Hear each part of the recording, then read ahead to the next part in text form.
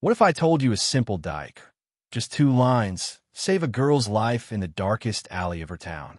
What if I told you these same words turned her poverty into success, her tears into strength, and her fear into unshakable faith? This is not just a story. This is the power of Subhanallahi wa bihamdihi, Subhanallahil Azeem. Tonight you are going to hear the journey of a girl who held on to this Dhikr like a lifeline while the world tried to break her. And trust me, the ending will give you goosebumps. The Dhikr that saved her life. On a stormy evening in a small coastal town, where the wind carried the scent of the sea and the clouds growled like restless beasts, a young girl named Miriam walked faster than her trembling heart could bear, clutching the only treasure she had left, a small, worn tasbih her mother had given her before passing away, whispering, "Never stop saying Subhanallahi wa bihamdihi, Subhanallahil Azeem. It will carry you when your feet fail." Miriam had repeated these words 1,000,000 times, sometimes with faith, sometimes with tears, sometimes with a heart so shattered she could barely breathe. And today was one of those days when the world felt too heavy, when all she could do was whisper the Dhikr under her breath, as if it were the rope holding her from drowning.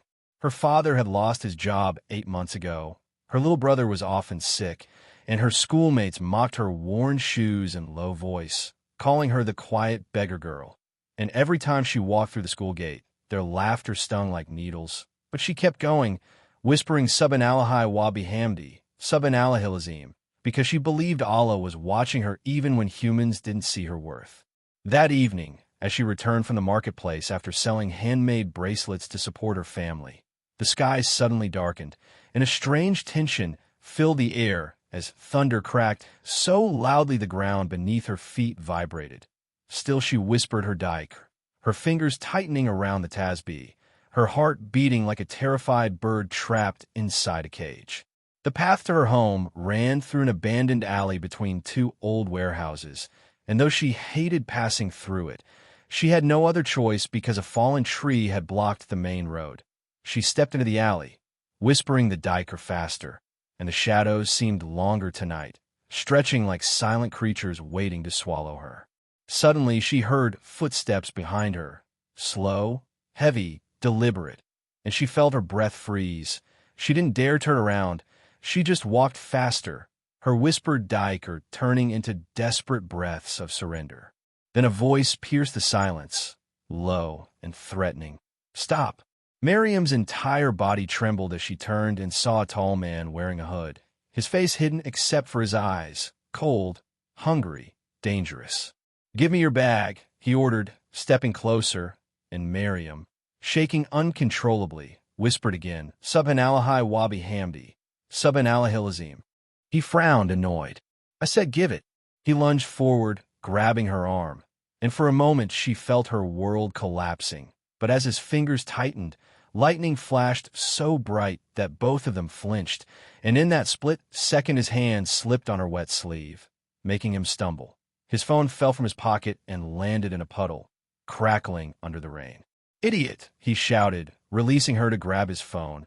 And Miriam, heart pounding, took her chance and ran as fast as her legs could carry her, tears blurring her vision, her lips trembling with Dhikr, her soul clinging to Allah as though the entire sky was falling.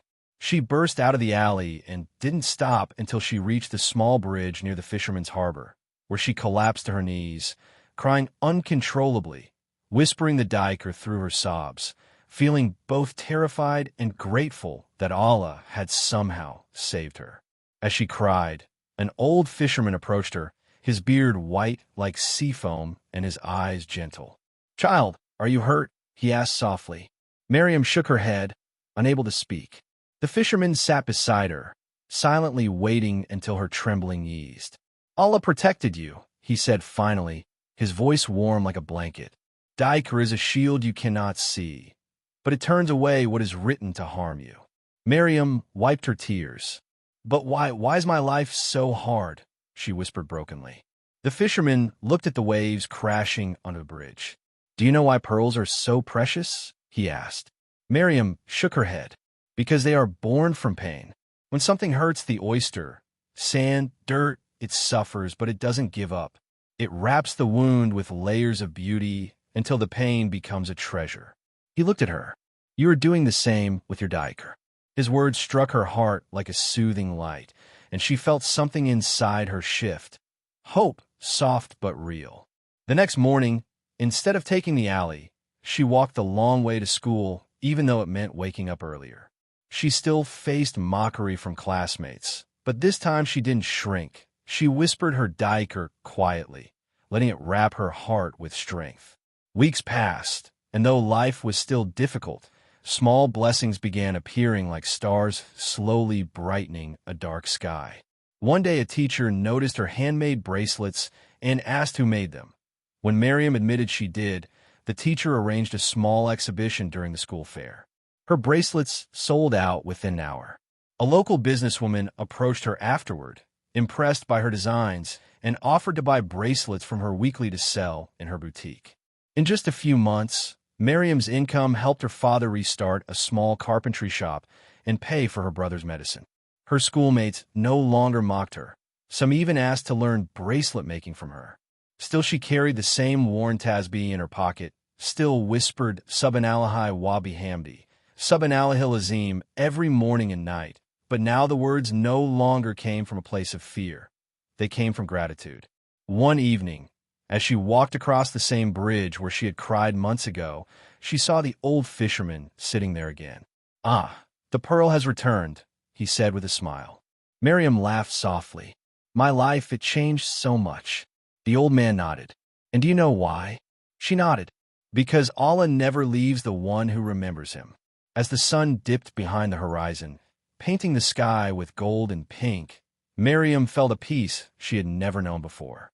Her struggles had not disappeared, but her heart had transformed, strengthened by the Dhikr that had once kept her alive in the darkest alley of her life. She closed her eyes and whispered it again, this time with a smile, Subhanallahi wa bihamdihi, Subhanallahil Azeem. And at that moment, she felt as though the entire sky whispered it back. If this story touched your heart, imagine how many people can find hope through it. Share it, spread it, and let the light of Dhikr reach someone who is silently struggling. Don't forget to subscribe to Deeninminute. This is where you find stories that heal the heart, strengthen faith, and bring you closer to Allah. And if you want more powerful Dhikr stories, emotional Islamic journeys, and life-changing reminders, hit the bell icon so you never miss a moment of inspiration. Your one share could be someone's turning point. May Allah fill your life with the noor of Subhanallahi wa bihamdihi, Subhanallahil Azeem.